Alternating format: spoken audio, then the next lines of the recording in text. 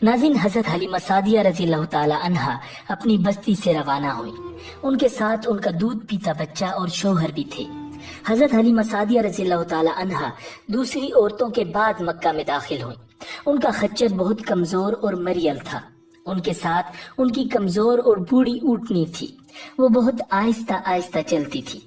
उसकी वजह से हज़रत हलीमा सादिया रज़ी अल्लाह ताला अन्हा काफिले से बहुत पीछे रह जाती थी। इस वक्त भी ऐसा ही हुआ। वो सबसे आखिर में मक्का में दाखिल हुई।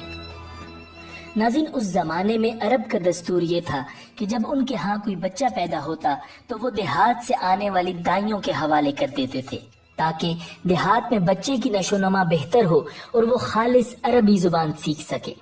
दाइयों का काफिला मक्का में दाखिल हुआ। उन्होंने उन घरों की तलाश शुरू की जिनमें बच्चे पैदा हुए थे। इस तरह बहुत सी दाइयां जनाबे अब्दुल मुत्तलिब के घर भी आईं। नबी अकरम सल्लल्लाहु अलैहि वसल्लम को देखा, लेकिन जब उन्हें मालूम हुआ कि ये बच्चा तो यतीम पैदा हुआ है तो इस ख्याल से छोड़कर आगे बढ़ गईं कि यतीम बच्चे के घराने से उन्हें क्या मिलेगा। इस तरह दाइयां आती रहीं और जाती रहीं। किसी ने आपको दूध पिलाना मंजूर न किया और करती भी कैसे। ये सादत तो हजरत हलीमा सादिया रजी अल्लाह ताला अन्हा के हिस्से में आना थी। जब हजरत हलीमा मक्का पहुंची तो उन्हें मालूम हुआ सब औरतों को कोई ना कोई बच्चा मिल गया है और अब सिर्फ वो बगैर बच्चे के रह गई हैं और अब कोई बच्चा बाकी नहीं बचा। हाँ, एक यतीम बच्चा जरूर बाकी है जिसे दूसरी औरतें छोड़ गई हैं। हलीमा सादिया ने अपने शौहर अब्दुल्ला बिन हारिस से कहा, खुदा की कसम मुझे ये बात बहुत नागवार गुजर रही है कि मैं बच्चे के बगैर जाऊं जबकि दूसरी सब औरतें बच्चे लेकर जाएं। ये मुझे ताने देंगी, इसलिए क्यों ना हम इसी यतीम बच्चे को ले लें। अब्दुल्ला बिन हारिस बोले, कोई हर्ज नहीं, हो सकता है अल्लाह इसी बच्चे के जरिए हमें खैर और बरकत अता फरमा दे। चुनांचे हजरत हलीमा सादिया रज़ी अल्लाह ताला अन्हा अब्दुल मुत्तलिब के घर गईं। जनाब अब्दुल मुत्तलिब और हजरत आमिना ने उन्हें खुशामदीद कहा। फिर आमिना उन्हें बच्चे के पास ले आई। आप उस वक्त एक ऊनी चादर में लिपटे हुए थे। वो चादर सफेद रंग की थी। आपके नीचे एक सब्ज रंग का रेशमी कपड़ा पड़ा था। आप सीधे लेटे हुए थे। आपकी सांस की आवाज के साथ मुश्क की सी खुशबू निकलकर फैल रही थी। हजरत हलीमा सादिया रजी अल्लाह ताला अन्हा आपके हुस्न जमाल को देखकर हैरत ज़दा रह गईं। आप उस वक्त सोए हुए थे।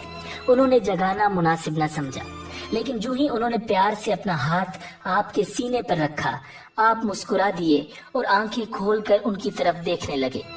हजरत हलीमा सादिया रजी अल्लाह ताला अन्हा फरमाती हैं, मैंने देखा आपकी आंखों से एक नूर निकला जो आसमान तक पहुंच गया। मैंने आपको गोद में उठाकर आपकी दोनों आंखों के दरमियानी जगह पर प्यार किया। फिर मैंने आपकी वालिदा और अब्दुल मुत्तलिब से इजाजत चाही। बच्चे के लिए काफिले में आई। मैंने आपको दूध पिलाने के लिए गोद में लिटाया तो आप दाईं तरफ से दूध पीने लगे। पहले मैंने बाईं तरफ से दूध पिलाना चाहा, लेकिन आपने इस तरफ से दूध न पिया। दाईं तरफ से आप फौरन दूध पीने लगे। बाद में भी आपकी यही आदत रही। आप सिर्फ दाईं तरफ से दूध पीते रहे। बाईं तरफ से मेरा बच्चा दूध पीता रहा। फिर काफिला रवाना हुआ। हलीमा सादिया रज़ियल्लाहु ताला अन्हा फरमाती हैं, मैं अपने खच्चर पर सवार हुई, आपको साथ ले लिया। अब जो हमारा खच्चर चला तो इस कदर तेज चला कि उसने पूरे काफिले की सवारियों को पीछे छोड़ दिया। पहले वो मरियल होने की बिना पर सबसे पीछे रहता था। मेरी खवातीन साथी हैरानगी से मुखातिब हुई, ए हलीमा, ये आज क्या हो रहा है? तुम्हारा खच्चर इस कदर तेज कैसे चल रहा है? क्या ये वही खच्चर है जिस पर तुम आई थी और जिसके लिए एक एक कदम उठाना मुश्किल था? जवाब में मैंने उनसे कहा, बेशक ये वही खच्चर है। अल्लाह की कसम, इसका मामला अजीब है। फिर ये लोग बनु साद की बस्ती पहुंच गए। इन दिनों ये इलाका खुश्क और कहत ज़दा था। हलीमा सादिया रज़ियल्लाहु ताला अन्हा फरमाती हैं, उस शाम जब हमारी बकरियां चर कर वापस आईं तो उनके थन दूध से भरे हुए थे, जबकि इससे पहले ऐसा नहीं हुआ करता था। इनमें से दूध बहुत कम और बहुत मुश्किल से निकलता था। हमने उस दिन अपनी बकरियों का दूध धोया तो हमारे सारे बर्तन भर गए और हमने जान लिया कि ये सारी बरकत इस बच्चे की वजह से है। आसपास की औरतों में भी ये बात फैल गई। उनकी बकरियां बदस्तूर बहुत कम दूध दे रही थी। गर्ज हमारे घर में हर तरफ हर चीज में बरकत नजर आने लगी। दूसरे लोग ताज्जुब में रहे। اس طرح 2 ماہ گزر گئے۔ 2 ماہ ہی میں آپ چلنے پھرنے لگے تھے۔ آپ 8 ماہ کے ہوئے تو باتیں کرنے لگے اور آپ کی باتیں سمجھ میں آتی تھی۔ 9 ماہ کی عمر میں تو آپ بہت صاف گفتگو کرنے لگے۔ اس دوران آپ کی بہت سی برکات دیکھنے میں آئیں۔ حلیمہ سعدیہ رضی اللہ تعالی عنہ فرماتی ہیں، جب میں آپ کو اپنے گھر لے آئی تو بنو سعد کا کوئی گھرانہ ایسا نہ تھا جس سے مشک کی خوشبو نہ آتی ہو۔ اس طرح سب لوگ آپ سے محبت کرنے لگے۔ جب ہم نے آپ کا دودھ چھڑوایا تو آپ کی زبان مبارک سے یہ الفاظ نکلے، اللہ اکبر کبیرہ والحمد للہ کثیرہ وسبحان اللہ بکرۃ واصیلا، یعنی اللہ تعالیٰ بہت بڑا ہے، اللہ تعالیٰ کے لیے بے حد تعریف ہے اور اس کے لیے صبح و شام پاکی ہے۔ پھر جب آپ صلی اللہ علیہ وسلم 2 سال کے ہو گئے تو ہم آپ کو لے کر آپ کی والدہ کے پاس آئے۔ اس عمر کو پہنچنے کے بعد بچوں کو ماں باپ کے حوالے کر دیا جاتا تھا۔ ادھر ہم آپ کی برکات دیکھ چکے تھے اور ہماری آرزو تھی کہ آپ کچھ اور مدت ہمارے پاس رہیں۔ چنانچہ ہم نے اس بارے میں آپ کی والدہ سے بات کی۔ ان سے یوں کہا، آپ ہمیں اجازت دیجئے کہ ہم بچے کو 1 سال اور اپنے پاس رکھیں۔ میں ڈرتی ہوں کہیں اس پر مکہ کی بیماریوں اور آب و ہوا کا اثر نہ ہو جائے۔ جب ہم نے ان سے بار بار کہا تو حضرت آمنہ مان گئیں اور ہم آپ کو پھر اپنے گھر لے آئے۔ جب آپ کچھ بڑے ہو گئے تو باہر نکل کر بچوں کو دیکھتے تھے، وہ آپ کو کھیلتے نظر آتے، آپ ان کے نزدیک نہ جاتے۔ ایک روز آپ نے مجھ سے پوچھا، امی جان کیا بات ہے دن میں میرے بھائی بہن نظر نہیں آتے؟ آپ اپنے دودھ شریک بھائی عبداللہ اور بہنوں انیسہ اور شیمہ کے بارے میں پوچھ رہے تھے۔ حضرت حلیمہ رضی اللہ تعالی عنہ فرماتی ہیں، میں نے آپ کو بتایا وہ صبح سویرے بکریاں چرانے جاتے ہیں، شام کے بعد گھر آتے ہیں۔ یہ جان کر آپ نے فرمایا، تب مجھے بھی ان کے ساتھ بھیج دیا کریں۔ اس کے بعد آپ اپنے بہن بھائیوں کے ساتھ جانے لگے۔ آپ خوش خوش جاتے اور واپس آتے۔ ایسے میں ایک دن میرے بچے خوفزدہ انداز میں دوڑتے ہوئے آئے اور گھبرا کر بولے، امی جان جلدی چلیے ورنہ بھائی محمد ختم ہو جائیں گے۔ یہ سن کر تو ہمارے ہوش اڑ گئے۔ دوڑ کر وہاں پہنچے، ہم نے آپ کو دیکھا، آپ کھڑے ہوئے تھے، رنگ اڑا ہوا تھا، چہرے پر زردی چھائی ہوئی تھی، اور یہ اس لیے نہیں تھا کہ آپ کو سینہ چاک کیے جانے سے کوئی تکلیف ہوئی تھی، بلکہ ان فرشتوں کو دیکھ کر آپ کی یہ حالت ہوئی تھی۔ حضرت حلیمہ سعدیہ رضی اللہ تعالی عنہ فرماتی ہیں، ہم نے آپ سے پوچھا کیا ہوا تھا؟ آپ نے بتایا، میرے پاس 2 آدمی آئے تھے، وہ سفید کپڑے پہنے ہوئے تھے۔ ان دونوں میں سے ایک نے کہا، کیا یہ وہی ہیں؟ دوسرے نے جواب دیا، ہاں یہ وہی ہیں۔ پھر وہ دونوں میرے قریب آئے، مجھے پکڑا اور لیٹا دیا۔ اس کے بعد انہوں نے میرا پیٹ چاک کیا اور اس میں سے کوئی چیز تلاش کرنے لگے۔ آخر انہیں وہ چیز مل گئی اور انہوں نے اسے باہر نکال کر پھینک دیا۔ میں نہیں جانتا وہ کیا چیز تھی۔ ناظرین، وہ دونوں حضرت جبرائیل اور حضرت میکائیل علیہ السلام تھے۔ اس چیز کے بارے میں دوسری روایات میں یہ وضاحت ملتی ہے کہ وہ سیاہ رنگ کا ایک دانہ سا تھا۔ یہ انسان کے جسم میں شیطان کا گھر ہوتا ہے اور شیطان انسان کے بدن میں یہیں سے اثرات ڈالتا ہے۔ حضرت حلیمہ سعدیہ رضی اللہ تعالی عنہ فرماتی ہیں، پھر ہم آپ کو گھر لے آئے۔ اس وقت میرے شوہر عبداللہ بن حارث نے مجھ سے کہا، حلیمہ مجھے ڈر ہے کہیں اس بچے کو کوئی نقصان نہ پہنچائے، اس لیے اسے اس کے گھر والوں کے پاس پہنچا دو۔ میں نے کہا ٹھیک ہے۔ پھر ہم آپ کو لے کر مکہ کی طرف روانہ ہوئے۔ جب میں مکہ کے بالائی علاقے میں پہنچی تو آپ اچانک غائب ہو گئے۔ میں حواس باختہ ہو گئی۔ حلیمہ سعدیہ فرماتی ہیں، میں پریشانی کی حالت میں مکہ پہنچی۔ آپ کے دادا عبد المطلب کے پاس پہنچتے ہی میں نے کہا، میں آج رات محمد کو لے کر آ رہی تھی۔ جب میں بالائی علاقے میں پہنچی تو وہ اچانک کہیں گم ہو گئے۔ اب خدا کی قسم میں نہیں جانتی وہ کہاں ہیں۔ عبد المطلب یہ سن کر فوراً کعبہ کے پاس کھڑے ہو گئے۔ انہوں نے آپ کے مل جانے کے لیے دعا کی، پھر آپ کی تلاش میں روانہ ہوئے۔ ان کے ساتھ ورقہ بن نوفل بھی تھے۔ غرض دونوں تلاش کرتے کرتے تہامہ کی وادی میں پہنچے۔ ایک درخت کے نیچے انہیں ایک لڑکا کھڑا نظر آیا۔ اس درخت کی شاخیں بہت گھنی تھی۔ عبد المطلب نے پوچھا، لڑکے تم کون ہو؟ حضور صلی اللہ علیہ وسلم چونکہ اس وقت تک قد نکال چکے تھے، اس لیے عبد المطلب پہچان نہ سکے۔ آپ کا قد تیزی سے بڑھ رہا تھا۔ جواب میں آپ نے فرمایا، میں محمد بن عبداللہ بن عبد المطلب ہوں۔ یہ سن کر عبد المطلب بولے، تم پر میری جان قربان، میں ہی تمہارا دادا عبد المطلب ہوں۔ پھر انہوں نے آپ کو اٹھا کر سینے سے لگایا اور رونے لگے۔ آپ کو گھوڑے پر اپنے آگے بٹھایا اور مکہ کی طرف چلے۔ گھر آ کر انہوں نے بکریاں اور گائیں ذبح کی اور مکے والوں کی دعوت کی۔ آپ کے مل جانے کے بعد حضرت حلیمہ سعدیہ جب حضرت آمنہ کے پاس آئیں تو انہوں نے پوچھا، حلیمہ اب آپ بچے کو کیوں لے آئیں؟ آپ کی تو خواہش تھی کہ ابھی آپ کے پاس اور رہیں۔ انہوں نے جواب دیا کہ اب بڑے ہو گئے ہیں اور اللہ کی قسم میں اپنی ذمہ داری پوری کر چکی ہوں۔ میں خوف محسوس کرتی رہتی ہوں کہ کہیں انہیں کوئی حادثہ نہ پیش آ جائے، لہٰذا انہیں آپ کے سپرد کرتی ہوں۔ حضرت آمنہ کو یہ جواب سن کر حیرت ہوئی، بولی، مجھے سچ سچ بتاؤ ماجرا کیا ہے؟ تب انہوں نے سارا حال کہہ سنایا۔ حلیمہ سعدیہ نے دراصل کئی عجیب و غریب واقعات دیکھے تھے۔ ان واقعات کی وجہ سے وہ بہت پریشان ہو گئی تھی۔ پھر سینہ مبارک چاک کیے جانے والا واقعہ پیش آیا تو وہ آپ کو فوری طور پر واپس کرنے پر مجبور ہو گئیں۔ وہ چند واقعات حضرت حلیمہ سعدیہ رضی اللہ تعالی عنہا اس طرح بیان کرتی ہیں۔ ایک مرتبہ یہودیوں کی ایک جماعت میرے پاس سے گزری۔ یہ لوگ آسمانی کتاب تورات کو ماننے کا دعویٰ کرتے تھے۔ میں نے ان سے کہا، کیا آپ لوگ میرے اس بیٹے کے بارے میں کچھ بتا سکتے ہیں؟ ساتھ ہی میں نے حضور اکرم صلی اللہ علیہ وسلم کی پیدائش کے بارے میں انہیں تفصیلات سنائیں۔ یہودی تفصیلات سن کر آپس میں کہنے لگے، اس بچے کو قتل کر دینا چاہیے۔ یہ کہہ کر انہوں نے پوچھا، کیا یہ بچہ یتیم ہے؟ میں نے ان کی بات سن لی تھی کہ وہ ان کے قتل کا ارادہ کر رہے ہیں، سو میں نے جلدی سے اپنے شوہر کی طرف اشارہ کرتے ہوئے کہا، نہیں، یہ رہے اس بچے کے بعد۔ تب انہوں نے کہا، اگر یہ بچہ یتیم ہوتا تو ہم ضرور اسے قتل کر دیتے۔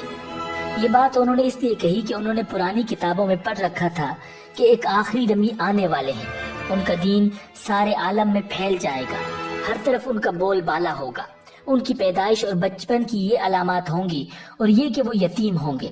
اب چونکہ ان سے حلیمہ سعدیہ نے کہہ دیا کہ یہ بچہ یتیم نہیں ہے تو انہوں نے خیال کر لیا کہ یہ وہ بچہ نہیں ہے۔ اس طرح انہوں نے بچے کو قتل کرنے کا ارادہ ترک کر دیا۔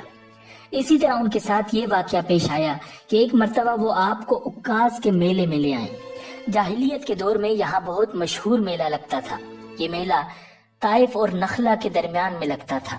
عرب کے لوگ حج کرنے آتے تو شوال کا مہینہ اس میلے میں گزارتے، کھیلتے کودتے اور اپنی بڑائیاں بیان کرتے۔ حلیمہ سعدیہ رضی اللہ تعالی عنہا آپ کو لیے بازار میں گھوم رہی تھی کہ ایک کاہن کی نظر آپ پر پڑی۔ اسے آپ میں نبوت کی تمام علامات نظر آ گئیں۔ اس نے پکار کر کہا، لوگو اس بچے کو مار ڈالو۔ حلیمہ اس کاہن کی بات سن کر گھبرا گئی اور جلدی سے وہاں سے سرک گئی۔ اس طرح اللہ تعالیٰ نے حضور صلی اللہ علیہ وسلم کی حفاظت فرمائی۔ میلے میں موجود تمام لوگوں نے کاہن کی آواز سن کر ادھر ادھر دیکھا کہ کس بچے کو قتل کرنے کے لیے کہا گیا ہے، مگر انہیں وہاں کوئی بچہ نظر نہیں آیا۔ اب لوگوں نے کاہن سے پوچھا کہ کیا بات ہے، آپ کس بچے کو مار ڈالنے کے لیے کہہ رہے تھے؟ اس نے ان لوگوں کو بتایا، میں نے ابھی ایک لڑکے کو دیکھا ہے، معبودوں کی قسم وہ تمہارے دین کے ماننے والوں کو قتل کرے گا، تمہارے بتوں کو توڑے گا اور وہ تم سب پر غالب آئے گا۔ یہ سن کر لوگ آپ کی تلاش میں ادھر ادھر دوڑے لیکن ناکام رہے۔ حلیمہ سعدیہ آپ صلی اللہ علیہ وسلم کو لیے واپس آ رہی تھی کہ ذی الحجاز سے ان کا گزر ہوا۔ یہاں بھی میلہ لگا ہوا تھا۔ اس بازار میں ایک نجومی تھا، لوگ اس کے پاس اپنے بچوں کو لے کر آتے تھے۔ وہ بچوں کو دیکھ کر ان کی قسمت کے بارے میں اندازے لگاتا تھا۔ حلیمہ سعدیہ اس کے نزدیک سے گزری تو نجومی کی نظر حضور اکرم صلی اللہ علیہ وسلم پر پڑی۔ نجومی کو آپ صلی اللہ علیہ وسلم کی مہر نبوت نظر آ گئی، ساتھ ہی آپ صلی اللہ علیہ وسلم کی آنکھوں کی خاص سرخی اس نے دیکھ لی۔ وہ چلا اٹھا، اے عرب کے لوگوں، اس لڑکے کو قتل کر دو، یہ یقیناً تمہارے دین کے ماننے والوں کو قتل کرے گا، تمہارے بتوں کو توڑے گا اور تم پر غالب آئے گا۔ یہ کہتے ہوئے وہ آپ کی طرف جھپٹا، لیکن اسی وقت وہ پاگل ہو گیا اور اسی پاگل پن میں مر گیا۔ ناظرین، ایک اور واقعہ سیرت ابن حشام میں ہے کہ حبشہ کے عیسائیوں کی ایک جماعت حضور اکرم صلی اللہ علیہ وسلم کے پاس سے گزری۔ اس وقت آپ صلی اللہ علیہ وسلم حلیمہ سعدیہ کے ساتھ تھے اور وہ آپ کو آپ کی والدہ کے حوالے کرنے جا رہی تھی۔ ان عیسائیوں نے آپ صلی اللہ علیہ وسلم کے مونڈوں کے درمیان مہر نبوت کو دیکھا۔ اور آپ صلی اللہ علیہ وسلم کی آنکھوں کی سرخی کو بھی دیکھا۔ انہوں نے حلیمہ سعدیہ سے پوچھا، کیا اس بچے کی آنکھوں میں کوئی تکلیف ہے؟ انہوں نے جواب دیا، نہیں، کوئی تکلیف نہیں، یہ سرخی تو ان کی آنکھوں میں قدرتی ہے۔ ان عیسائیوں نے کہا، تب اس بچے کو ہمارے حوالے کر دو، ہم اسے اپنے ملک لے جائیں گے۔ یہ بچہ پیغمبر اور بڑی شان والا ہے، ہم اس کے بارے میں سب کچھ جانتے ہیں۔ حلیمہ سعدیہ اس سنتے ہی وہاں سے جلدی سے دور چلی گئیں، یہاں تک کہ آپ صلی اللہ علیہ وسلم کو آپ صلی اللہ علیہ وسلم کی والدہ کے پاس پہنچا دیا۔ ناظرین، ان واقعات میں جو سب سے اہم واقعہ ہے وہ سینہ مبارک چاک کرنے والا تھا۔ روایات سے یہ بات ثابت ہے کہ آپ صلی اللہ علیہ وسلم کے سینہ مبارک پر سلائی کے نشانات موجود تھے، جیسا کہ آج کل ڈاکٹر حضرات آپریشن کے بعد ٹانکے لگاتے ہیں۔ ٹانکے کھول دیے جانے کے بعد بھی سلائی کے نشانات موجود رہتے ہیں۔ اس واقعے کے بعد حلیمہ سعدیہ اور ان کے خاوند نے فیصلہ کیا کہ اب بچے کو اپنے پاس نہیں رکھنا چاہیے۔ جب حضرت حلیمہ سعدیہ رضی اللہ تعالی عنہا نے آپ صلی اللہ علیہ وسلم کو حضرت آمنہ کے حوالے کیا، اس وقت آپ صلی اللہ علیہ وسلم کی عمر 4 سال تھی۔ ایک روایت یہ ملتی ہے کہ اس وقت عمر شریف 5 سال تھی۔ ایک تیسری روایت کے مطابق عمر مبارک 6 سال ہو چکی تھی۔ جب حلیمہ سعدیہ نے آپ صلی اللہ علیہ وسلم کو حضرت آمنہ کے حوالے کیا تو اس کے کچھ دنوں بعد حضرت آمنہ انتقال کر گئیں۔ والدہ کا سایہ بھی سر سے اٹھ گیا۔ حضرت آمنہ کی وفات مکہ اور مدینہ کے درمیان ابوا کے مقام پر ہوئی۔ آپ کو یہی دفن کیا گیا۔ ہوا یہ کہ آپ صلی اللہ علیہ وسلم کی والدہ آپ صلی اللہ علیہ وسلم کو لے کر اپنے میکے مدینہ منورہ گئیں۔ آپ صلی اللہ علیہ وسلم کے ساتھ ام ایمن بھی تھی۔ ام ایمن کہتی ہیں، ایک دن مدینہ کے 2 یہودی میرے پاس آئے اور بولے، ذرا محمد کو ہمارے سامنے لاؤ، ہم انہیں دیکھنا چاہتے ہیں۔ اور وہ آپ صلی اللہ علیہ وسلم کو ان کے سامنے لے آئیں۔ انہوں نے اچھی طرح دیکھا۔ پھر ایک نے اپنے ساتھی سے کہا، یہ اس امت کا نبی ہے اور یہ شہر ان کی ہجرت گاہ ہے، یہاں زبردست جنگ ہوگی، قیدی پکڑے جائیں گے۔ آپ صلی اللہ علیہ وسلم کی والدہ کو یہودیوں کی اس بات کا پتہ چلا تو آپ ڈر گئیں اور آپ صلی اللہ علیہ وسلم کو لے کر مکہ کی طرف روانہ ہوئی، مگر راستے ہی میں ابوا کے مقام پر وفات پا گئیں۔ ناظرین، حضرت آمنہ کے انتقال کے 5 دن بعد ام ایمن آپ صلی اللہ علیہ وسلم کو لے کر مکہ پہنچی۔ آپ کو عبد المطلب کے حوالے کیا۔ آپ کے یتیم ہو جانے کا انہیں اتنا صدمہ تھا کہ بیٹے کی وفات پر بھی اتنا نہیں ہوا تھا۔ عبد المطلب کے لیے کعبہ کے سائے میں ایک قالین بچھایا جاتا تھا، وہ اس پر بیٹھا کرتے تھے۔ ان کا احترام اس قدر تھا کہ کوئی اور اس قالین پر بیٹھتا نہیں تھا، چنانچہ ان کے بیٹے اور قریش کے سردار اس قالین کے چاروں طرف بیٹھتے تھے۔ لیکن رسول اللہ صلی اللہ علیہ وسلم وہاں تشریف لاتے تو سیدھے اس قالین پر جا بیٹھتے۔ اس وقت آپ ایک تندرست لڑکے تھے، آپ کی عمر 9 سال کے قریب ہو چلی تھی۔ آپ کے چچا عبد المطلب کے ادب کی وجہ سے آپ کو اس قالین سے ہٹانا چاہتے تو عبد المطلب کہتے، میرے بیٹے کو چھوڑ دو، اللہ کی قسم یہ بہت شان والا ہے۔ پھر وہ آپ کو محبت سے اس فرش پر بٹھاتے، آپ کی کمر پر شفقت سے ہاتھ پھیرتے، آپ کی باتیں سن سن کر ہر درجے خوش ہوتے رہتے تھے۔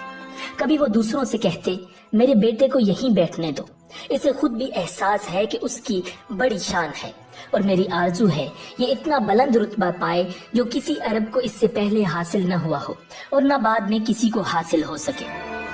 ناظرین، ایک روز بنو مدلج کے کچھ لوگ حضرت عبد المطلب سے ملنے کے لیے آئے۔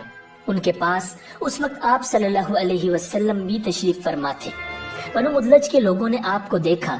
یہ لوگ قیافہ شناس تھے، یعنی آدمی کا چہرہ دیکھ کر اس کے مستقبل کے بارے میں اندازے بیان کرتے تھے۔ انہوں نے عبد المطلب سے کہا، اس بچے کی حفاظت کریں، اس لیے کہ مقام ابراہیم پر جو حضرت ابراہیم علیہ السلام کے قدم کا نشان ہے، اس بچے کے پاؤں کا نشان بالکل اس نشان سے ملتا جلتا ہے۔ اس قدر مشابہت ہم نے کسی اور کے پاؤں کے نشان میں نہیں دیکھی۔ ہمارا خیال ہے یہ بچہ نرالی شان کا مالک ہوگا، اس لیے اس کی حفاظت کریں۔ ناظرین، مقام ابراہیم خانہ کعبہ میں وہ پتھر ہے جس پر حضرت ابراہیم علیہ السلام کعبہ کی تعمیر کے وقت کھڑے ہوئے تھے۔ معجزے کے طور پر اس پتھر پر ابراہیم علیہ السلام کے پیروں کے نشان پڑ گئے تھے، لوگ اس پتھر کی زیارت کرتے ہیں، یہی مقام ابراہیم ہے۔ چونکہ آپ حضرت ابراہیم علیہ السلام کی نسل سے ہیں، اس لیے ان کی پاؤں کی مشابہت آپ میں ہونا قدرتی بات تھی۔ ناظرین، ایک روز حضرت عبد المطلب خانہ کعبہ میں حجر اسود کے پاس بیٹھے ہوئے تھے۔ ایسے میں ان کے پاس نجران کے عیسائی آ گئے۔ ان میں ایک پادری بھی تھا۔ اس پادری نے عبد المطلب سے کہا، ہماری کتابوں میں ایک ایسے نبی کی علامات ہیں جو اسماعیل علیہ السلام کی اولاد میں ہونا باقی ہے۔ یہ شہر اس کی جائے پیدائش ہوگا، اس کی یہ نشانیاں ہوگی۔ ابھی یہ بات ہو رہی تھی کہ کوئی شخص آپ صلی اللہ علیہ وسلم کو لے کر وہاں آ پہنچا۔ پادری کی نظر جو ہی آپ پر پڑی وہ چونک اٹھا۔ آپ کی آنکھوں، کمر اور پیروں کو دیکھ کر وہ چلا اٹھا، وہ نبی یہی ہے، یہ تمہارے کیا لگتے ہیں؟ عبد المطلب بولے، یہ میرے بیٹے ہیں۔ اس پر وہ پادری بولا، اوہ، تب یہ وہ نہیں ہو سکتے، اس لیے کہ ہماری کتابوں میں لکھا ہے کہ اس کے والد کا انتقال اس کی پیدائش سے پہلے ہو جائے گا۔ یہ سن کر عبد المطلب بولے، یہ دراصل میرا پوتا ہے، اس کے باپ کا انتقال اس وقت ہو گیا تھا جب یہ پیدا بھی نہیں ہوا تھا۔ اس پر پادری بولا، ہاں یہ بات ہوئی نا، آپ اس کی پوری طرح حفاظت کریں۔ ناظرین، حضرت عبد المطلب کی آپ صلی اللہ علیہ وسلم سے محبت کا یہ عالم تھا کہ کھانا کھانے بیٹھتے تو کہتے، میرے بیٹے کو لے آؤ۔ آپ تشریف لاتے تو عبد المطلب آپ کو اپنے پاس بٹھاتے، آپ کو اپنے ساتھ کھلاتے۔ بہت زیادہ عمر والے ایک صحابی ہیدا بن معاویہ رضی اللہ تعالی عنہ کہتے ہیں، میں ایک مرتبہ اسلام سے پہلے جاہلیت کے زمانے میں حج کے لیے مکہ معظمہ گیا۔ وہاں بیت اللہ کا طواف کر رہا تھا۔ میں نے ایک ایسے شخص کو دیکھا جو بہت بوڑھا اور بہت لمبے قد کا تھا۔ وہ بیت اللہ کا طواف کر رہا تھا اور کہہ رہا تھا، اے میرے پروردگار، میری سواری کو محمد کی طرف پھیر دے اور اسے میرا دست و بازو بنا دے۔ میں نے اس بوڑھے کو جب یہ شعر پڑھتے سنا تو لوگوں سے پوچھا، یہ کون ہے؟ لوگوں نے بتایا، یہ عبد المطلب بن ہاشم ہے۔ انہوں نے اپنے پوتے کو اپنے ایک اونٹ کی تلاش میں بھیجا ہے، وہ اونٹ گم ہو گیا ہے، اور وہ پوتا ایسا ہے جب بھی کسی گمشدہ چیز کی تلاش میں اسے بھیجا جاتا ہے تو وہ چیز لے کر ہی آتا ہے۔ پوتے سے پہلے یہ اپنے بیٹوں کو اس اونٹ کی تلاش میں بھیج چکے ہیں، لیکن وہ ناکام لوٹ آئے ہیں۔ اب چونکہ پوتے کو گئے ہوئے دیر ہو گئی ہے، اس لیے پریشان ہیں اور دعا مانگ رہے ہیں۔ تھوڑی ہی دیر گزری تھی کہ میں نے دیکھا کہ آپ صلی اللہ علیہ وسلم اونٹ کو لیے تشریف لا رہے ہیں۔ عبد المطلب نے آپ کو دیکھ کر کہا، میرے بیٹے، میں تمہارے لیے اس قدر فکر مند ہو گیا تھا کہ شاید اس کا اثر کبھی میرے دل سے نہ جائے۔ ناظرین، عبد المطلب کی بیوی کا نام رقیہ بنت ابو سیفی تھا۔ وہ کہتی ہیں، قریش کئی سال سے سخت قحط سالی کا شکار تھے، بارشیں بالکل بند تھیں، سب لوگ پریشان تھے۔ اسی زمانے میں نے ایک خواب دیکھا۔ کوئی شخص خواب میں کہہ رہا تھا، اے قریش کے لوگوں، تم میں سے ایک نبی ظاہر ہونے والا ہے، اس کے ظہور کا وقت آ گیا ہے، اس کے ذریعے تمہیں زندگی ملے گی، یعنی خوب بارشیں ہوں گی، سبزی اور شادابی ہوگی۔ تم اپنے لوگوں میں سے ایک ایسا شخص تلاش کرو جو لمبے قد کا ہو، گورے رنگ کا ہو، اس کی پلکیں گھنی ہوں، بھویں اور ابرو ملے ہوئے ہوں، اور وہ شخص اپنی تمام اولاد کے ساتھ نکلے اور تم میں سے ہر خاندان کا ایک آدمی نکلے، سب پاک صاف ہوں اور خوشبو لگائیں، وہ حج اسود کو بوسہ دیں، پھر سب جبل ابو قیس پر چڑھ جائیں، پھر وہ شخص جس کا حلیہ بتایا گیا ہے آگے بڑھے اور بارش کی دعا مانگے، اور تم سب آمین کہو تو بارش ہو جائے گی۔ صبح ہوئی تو رقیہ نے اپنا یہ خواب قریش سے بیان کیا۔ انہوں نے ان نشانیوں کو تلاش کیا تو سب کی سب نشانیاں انہیں عبد المطلب میں مل گئیں۔ چنانچہ سب ان کے پاس جمع ہوئے، ہر خاندان سے ایک ایک آدمی آیا، ان سب نے شرائط پوری کی۔ اس کے بعد سب ابو قیس پہاڑ پر چڑھ گئے۔ ان میں نبی اکرم صلی اللہ علیہ وسلم بھی شامل تھے۔ آپ اس وقت نوعمر تھے۔ پھر عبد المطلب آگے بڑھے اور انہوں نے یوں دعا کی، اے اللہ، یہ سب تیرے غلام ہیں، تیرے غلاموں کی اولاد ہیں، تیری باندیاں ہیں اور تیری باندیوں کی اولاد ہیں۔ ہم پر جو برا وقت آ پڑا ہے تو دیکھ رہا ہے، ہم مسلسل قحط سالی کا شکار ہیں۔ اب اونٹ، گائیں، گھوڑے، خچر اور گدھے سب کچھ ختم ہو چکے ہیں اور جانوروں پر بنائی ہے۔ اس لیے ہماری یہ خشک سالی ختم فرما دے، ہمیں زندگی اور سرسبزی اور شادابی عطا فرما دے۔ ابھی یہ دعا مانگ ہی رہے تھے کہ بارش شروع ہو گئی، وادیاں پانی سے بھر گئیں، لیکن اس بارش میں ایک بہت عجیب بات ہوئی، اور وہ عجیب بات یہ تھی کہ قریش کو یہ سیرابی ضرور حاصل ہوئی، مگر یہ بارش قبیلہ کیس اور قبیلہ مضر کی قریبی بستیوں میں بالکل نہ ہوئی۔ اب لوگ بہت حیران ہوئے کہ یہ کیا بات ہوئی، ایک قبیلے پر بارش اور آس پاس کے سب قبیلے بارش سے محروم۔ تمام قبیلوں کے سردار جمع ہوئے، اس سلسلے میں بات چیت شروع ہوئی۔ ایک سردار نے کہا، ہم زبردست قحط اور خشک سالی کا شکار ہیں، جبکہ قریش کو اللہ تعالیٰ نے بارش عطا کی ہے، اور یہ عبد المطلب کی وجہ سے ہوا ہے، اس لیے ہم سب ان کے پاس چلتے ہیں۔ اگر وہ ہمارے لیے دعا کر دیں تو شاید اللہ رب العزت ہمیں بھی بارش دے دے۔ یہ مشورہ سب کو پسند آیا، چنانچہ یہ لوگ مکہ معظمہ میں آئے اور عبد المطلب سے ملے، انہیں سلام کیا، پھر ان سے کہا، اے عبد المطلب، ہم کئی سال سے خشک سالی کے شکار ہیں، ہمیں آپ کی برکت کے بارے میں معلوم ہوا ہے، اس لیے مہربانی فرما کر آپ ہمارے لیے بھی دعا کریں، اس لیے کہ اللہ تعالیٰ نے آپ کی دعا سے قریش کو بارش عطا کی ہے۔ ان کی بات سن کر عبد المطلب نے کہا، اچھی بات ہے، میں کل میدان عرفات میں آپ لوگوں کے لیے بھی دعا کروں گا۔ دوسرے دن صبح سویرے عبد المطلب میدان عرفات کی طرف روانہ ہوئے، ان کے ساتھ دوسرے لوگوں کے علاوہ ان کے بیٹے اور اللہ کے رسول صلی اللہ علیہ وسلم بھی تھے۔ عرفات کے میدان میں عبد المطلب کے لیے ایک کرسی بچھائی گئی، وہ اس پر بیٹھ گئے۔ نبی اکرم صلی اللہ علیہ وسلم کو انہوں نے گود میں بٹھا لیا، پھر انہوں نے ہاتھ اٹھا کر یوں دعا کی، اے اللہ، چمکنے والی بجلی کے پروردگار اور کڑکنے والی گرج کے مالک، پالنے والوں کے پالنے والے اور مشکلات کو آسان کرنے والے، یہ قبیلہ کیس اور قبیلہ مضر کے لوگ ہیں، یہ بہت پریشان ہیں، ان کی کمریں جھک گئی ہیں، یہ تجھ سے اپنی لاچاری اور بے کسی کی فریاد کرتے ہیں اور جان و مال کی بربادی کی شکایت کرتے ہیں، پس اے اللہ ان کے لیے خوب برسنے والے بادل بھیج دے اور آسمان سے ان کے لیے رحمت عطا فرما، تاکہ ان کی زمینیں سرسبز ہو جائیں اور ان کی تکالیف دور ہو جائیں۔ ناظرین، عبد المطلب ابھی یہ دعا کر ہی رہے تھے کہ ایک سیاہ بادل اٹھا، عبد المطلب کی طرف آیا، اور اس کے بعد اس کا رخ قبیلہ کیس اور بنو مضر کی بستیوں کی طرف ہو گیا۔ یہ دیکھ کر عبد المطلب نے کہا، اے گروہ قریش اور مضر، جاؤ، تمہیں سیرابی حاصل ہو گئی۔ چنانچہ یہ لوگ جب اپنی بستیوں میں پہنچے تو وہاں بارش شروع ہو چکی تھی۔ ناظرین، آپ 7 سال کے ہو چکے تھے کہ آپ کی آنکھیں دکھنے کو آ گئیں۔ مکہ میں آنکھوں کا علاج کرایا گیا، لیکن افاقہ نہیں ہوا۔ عبد المطلب سے کسی نے کہا، عکاز کے بازار میں ایک راہب رہتا ہے، وہ آنکھوں کی تکالیف کا علاج کرتا ہے۔ عبد المطلب آپ کو اس کے پاس لے گئے، اس کی عبادت گاہ کا دروازہ بند تھا، انہوں نے اسے آواز دی، راہب نے کوئی جواب نہ دیا۔ اچانک عبادت گاہ میں شدید زلزلہ آیا، راہب ڈر گیا کہ کہیں عبادت خانہ اس کے اوپر نہ گر پڑے، اس لیے ایک دم باہر نکل گیا۔ اب اس نے آپ کو دیکھا تو چونک اٹھا، اس نے کہا، اے عبد المطلب، یہ لڑکا اس امت کا نبی ہے، اگر میں باہر نہ نکل آتا تو یہ عبادت گاہ ضرور مجھ پر گر پڑتی، اس لڑکے کو فوراً واپس لے جاؤ اور اس کی حفاظت کرو، کہیں یہودیوں یا عیسائیوں میں سے کوئی اسے قتل نہ کر دے۔ پھر اس نے کہا، اور رہی بات ان کی آنکھوں کی، تو آنکھوں کی دعا تو خود ان کے پاس موجود ہے۔ عبد المطلب یہ سن کر حیران ہوئے اور بولے، ان کے اپنے پاس ہے؟ میں سمجھا نہیں۔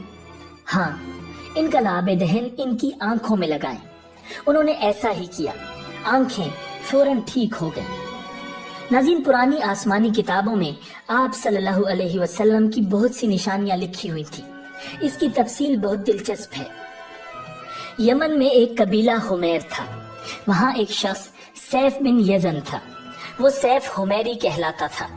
کسی زمانے میں اس کے باپ دادا اس ملک پر حکومت کرتے تھے، لیکن پھر حبشیوں نے یمن پر حملہ کیا اور اس پر قبضہ کر لیا، وہاں حبشیوں کی حکومت ہو گئی۔ 70 سال تک یمن حبشیوں کے قبضے میں رہا۔ جب یہ سیف بڑا ہوا تو اس کے اندر اپنے باپ دادا کا ملک آزاد کرانے کی امنگ پیدا ہوئی، چنانچہ اس نے ایک فوج تیار کی، اس فوج کے ذریعے حبشیوں پر حملہ کیا اور انہیں یمن سے بھگا دیا۔ اس طرح وہ باپ دادا کے ملک کو آزاد کرانے میں کامیاب ہو گیا، وہاں کا بادشاہ بن گیا۔ یہ یمن عرب کا علاقہ تھا، جب اس پر حبشیوں نے قبضہ کیا تو عربوں کو بہت افسوس ہوا۔ 70 سال بعد جب یمن کے لوگوں نے حبشیوں کو نکال باہر کیا تو عربوں کو بہت خوشی ہوئی۔ ان کی خوشی کی ایک وجہ تو یہ تھی کہ انہی حبشیوں نے ابرہہ کے ساتھ مکہ پر چڑھائی کی تھی۔ چاروں طرف سے عربوں کے وفد سیف کو مبارکباد دینے کے لیے آنے لگے۔ قریش کا بھی ایک وفد مبارک دینے کے لیے گیا۔ اس وفد کے سردار عبد المطلب تھے۔ یہ وفد جب یمن پہنچا تو سیف اپنے محل میں تھا۔ اس کے سر پر تاج تھا، سامنے تلوار رکھی تھی اور حمیری سردار اس کے دائیں بائیں بیٹھے تھے۔ سیف کو قریش کے وفد کی آمد کے بارے میں بتایا گیا۔ اسے یہ بھی بتایا گیا کہ لوگ کس رتبے کے ہیں۔ اس نے ان لوگوں کو آنے کی اجازت دے دی۔ یہ وفد دربار میں پہنچا۔ عبد المطلب آگے بڑھ کر اس کے سامنے جا کھڑے ہوئے۔ انہوں نے بات کرنے کی اجازت چاہی۔ سیف نے کہا، اگر تم بادشاہوں کے سامنے بولنے کے آداب سے واقف ہو تو ہماری طرف سے اجازت ہے۔ تب عبد المطلب نے کہا، اے بادشاہ، ہم کعبہ کے خادم ہیں، اللہ کے گھر کے محافظ ہیں، ہم آپ کو مبارکباد دینے آئے ہیں۔ یمن پر حبشی حکومت ہمارے لیے بھی بوجھ بنی ہوئی تھی۔ آپ کو مبارک ہو۔ آپ کے اس کارنامے سے آپ کے بزرگوں کو بھی عزت ملے گی اور آنے والی نسلوں کو بھی وقار حاصل ہوگا۔ سیف ان کے الفاظ سن کر بہت خوش ہوا، بے اختیار بول اٹھا، اے شخص، تم کون ہو؟ کیا نام ہے تمہارا؟ انہوں نے کہا، میرا نام عبد المطلب بن ہاشم ہے۔ سیف نے ہاشم کا نام سن کر کہا، تب تو تم ہماری بہن کے لڑکے ہو۔ عبد المطلب کی والدہ مدینے کے قبیلے خزرج کی تھی اور خزرج کا قبیلہ دراصل یمن کا تھا، اس لیے سیف نے ہاشم کا نام سن کر کہا، تب تو تم ہماری بہن کے لڑکے ہو۔ پھر اس نے کہا، ہم آپ سب کو خوش آمدید کہتے ہیں، آپ کے جذبات کی قدر کرتے ہیں۔ اس کے بعد قریش کے وفد کو سرکاری مہمان خانے میں ٹھہرا دیا گیا۔ ان کی خوب خاطر مدارت کی گئی، یہاں تک کہ 1 ماہ گزر گیا۔ 1 ماہ کی مہمان نوازی کے بعد سیف نے انہیں بلایا۔ عبد المطلب کو اپنے پاس بلا کر اس نے کہا، اے عبد المطلب، میں اپنے علم کے پوشیدہ رازوں میں سے ایک راز تمہیں بتا رہا ہوں۔ تمہارے علاوہ کوئی اور ہوتا تو میں ہرگز نہ بتاتا۔ تم اس راز کو اس وقت تک راز ہی رکھنا جب تک کہ خود اللہ تعالیٰ اس راز کو ظاہر نہ فرما دے۔ ہمارے پاس ایک پوشیدہ کتاب ہے، وہ پوشیدہ رازوں کا ایک خزانہ ہے، ہم دوسروں سے اس کو چھپا کر رکھتے ہیں۔ میں نے اس کتاب میں ایک بہت عظیم الشان خبر اور ایک بڑے خطرے کے بارے میں پڑھ لیا ہے، اور وہ آپ کے بارے میں ہے۔ عبد المطلب یہ باتیں سن کر حد درجے حیرت زدہ ہوئے اور پکار اٹھے، میں سمجھا نہیں آپ کہنا کیا چاہتے ہیں۔ سنو عبد المطلب، جب تہامہ کی وادی یعنی مکہ میں ایک ایسا بچہ پیدا ہو جس کے دونوں کندھوں کے درمیان بالوں کا گچھا یعنی مہر نبوت ہو تو اسے امامت اور سرداری حاصل ہوگی، اور اس کی وجہ سے تمہیں قیامت تک کے لیے اعزاز ملے گا، عزت ملے گی۔ عبد المطلب نے یہ سن کر کہا، اے بادشاہ، اللہ کرے آپ کو بھی ایسی خوشبختی میسر آئے۔ آپ کی ہیبت مجھے روک رہی ہے، ورنہ میں آپ سے پوچھتا کہ اس بچے کا زمانہ کب ہوگا۔ بادشاہ نے جواب میں کہا، یہی اس کا زمانہ ہے، وہ اسی زمانے میں پیدا ہوگا یا پیدا ہو چکا ہے۔ اس کا نام محمد ہوگا۔ اس کی والدہ کا انتقال ہو جائے گا، اس کے دادا اور چچا اس کی پرورش کریں گے۔ ہم بھی اس کے آرزو مند رہے کہ وہ بچہ ہمارے ہاں پیدا ہو۔ اللہ تعالیٰ اسے کھلے عام ظاہر فرمائے گا، اور اس کے لیے ہم میں سے یعنی مدینے کے قبیلے خزرج میں اس نبی کے مددگار بنائے گا۔ ان کے ذریعے اس نبی کے خاندان اور قبیلے والوں کو عزت حاصل ہوگی، اور ان کے ذریعے اس کے دشمنوں کو ذلت ملے گی، اور ان کے ذریعے وہ تمام لوگوں سے مقابلہ کرے گا، اور ان کے ذریعے زمین کے اہم علاقے فتح ہو جائیں گے۔ وہ نبی رحمان کی عبادت کرے گا، شیطان کو دھمکائے گا، آتش کدوں کو ٹھنڈا کرے گا یعنی آگ کے پجاریوں کو مٹائے گا، بتوں کو توڑ ڈالے گا۔ اس کی ہر بات آخری فرمان ہوگی۔ اس کے احکامات انصاف والے ہوں گے۔ وہ نیک کاموں کا حکم دے گا، خود بھی ان پر عمل کرے گا، برائیوں سے روکے گا، ان کو مٹا ڈالے گا۔ ناظرین، عبد المطلب نے سیف بن یزن کو دعا دی، پھر کہا، کچھ اور تفصیل بیان کریں۔ بات ڈکی چھپی ہے اور علامتیں پوشیدہ ہیں، مگر اے عبد المطلب، اس میں شبہ نہیں کہ تم اس کے دادا ہو۔ عبد المطلب یہ سن کر فوراً سجدے میں گر گئے، اور پھر سیف نے ان سے کہا، اپنا سر اٹھاؤ، اپنی پیشانی اونچی کرو۔ اور مجھے بتاؤ جو کچھ میں نے تم سے کہا ہے کیا تم نے ان میں سے کوئی علامت اپنے ہاں دیکھی ہے؟ اس پر عبد المطلب نے کہا ہاں میرا ایک بیٹا تھا، میں اسے بہت چاہتا تھا۔ میں نے ایک شریف اور معزز لڑکی آمنہ بنت وہب بنت عبد مناف سے اس کی شادی کر دی۔ وہ میری قوم کے انتہائی باعزت خاندان سے تھی۔ اس سے میرے بیٹے کے ہاں ایک بیٹا پیدا ہوا، میں نے اس کا نام محمد رکھا۔ اس بچے کا باپ اور ماں دونوں فوت ہو چکے ہیں۔ اب میں اور اس کا چچا ابو طالب اس کی دیکھ بھال کرتے ہیں۔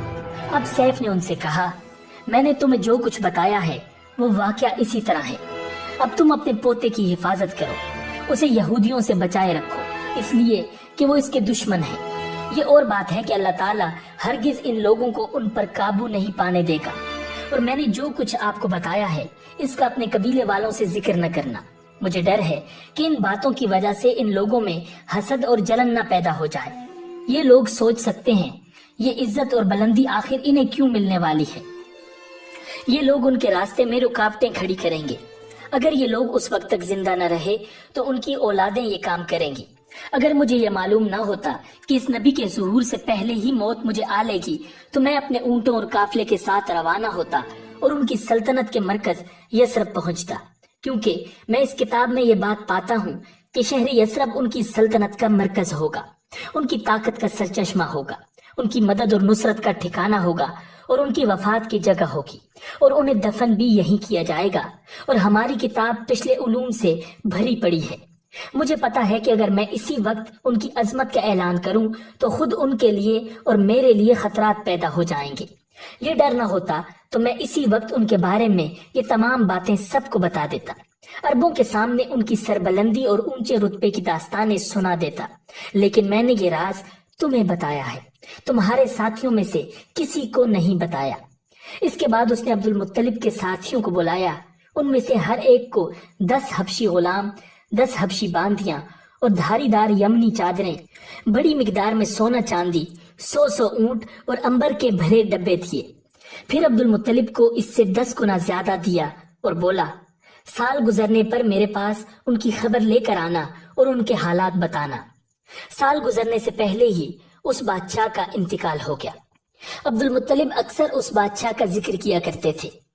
ناظرین، آپ صلی اللہ علیہ وسلم کی عمر 8 سال کی ہوئی تو عبد المطلب کا انتقال ہو گیا۔ اس طرح ایک عظیم سرپرست کا ساتھ چھوٹ گیا۔ اس وقت عبد المطلب کی عمر 95 سال تھی۔ تاریخ کی بعض کتابوں میں ان کی عمر اس سے بھی زیادہ لکھی ہے۔ جس وقت عبد المطلب کا انتقال ہوا، آپ صلی اللہ علیہ وسلم ان کی چارپائی کے پاس موجود تھے۔ آپ رونے لگے۔ عبد المطلب کو اجون کے مقام پر ان کے دادا قصی کے پاس دفن کیا گیا۔ مرنے سے پہلے انہوں نے نبی اکرم صلی اللہ علیہ وسلم کو اپنے بیٹے ابو طالب کے حوالے کیا۔ اب ابو طالب آپ کے نگران ہوئے، انہیں بھی آپ سے بے تحاشا محبت ہو گئی۔ ان کے بھائی عباس اور زبیر بھی آپ کا بہت خیال رکھتے تھے۔ پھر زبیر بھی انتقال کر گئے تو آپ کی نگرانی آپ کے چچا ابو طالب ہی کرتے رہے۔ ناظرین، پھر کیسے حضرت ابو طالب نے آپ صلی اللہ علیہ وسلم کی پرورش کی اور اس کے بعد آپ صلی اللہ علیہ وسلم کی زندگی میں کیا حالات و واقعات پیش آئے، جاننے کے لیے سبسکرائب کیجئے ہمارا چینل اسلامک ورلڈ ویو اور دیکھیے سیرت نبوی صلی اللہ علیہ وسلم سیریز کا نیکسٹ ایپیسوڈ۔ ملتے ہیں بہت جلد ایک نئی ویڈیو کے ساتھ۔ اللہ نگہبان۔